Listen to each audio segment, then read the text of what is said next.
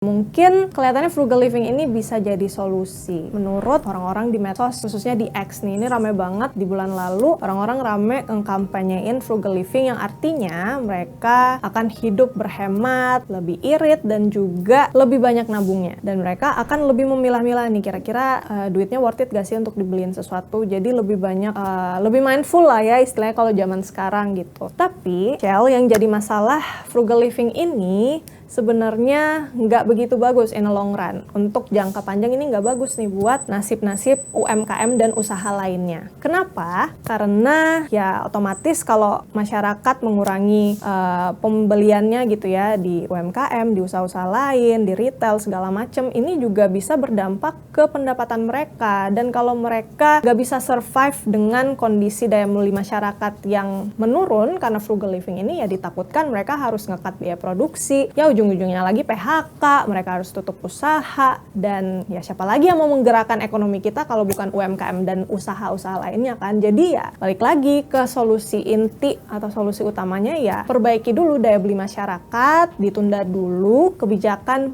kenaikan tarif PPN-nya. Kalau sudah mendingan ya bolehlah dibicarakan lagi gitu. Nah, gimana jadinya kalau masyarakat terus-menerus menekan konsumsi mereka, mengurangi konsumsi dengan frugal living gitu.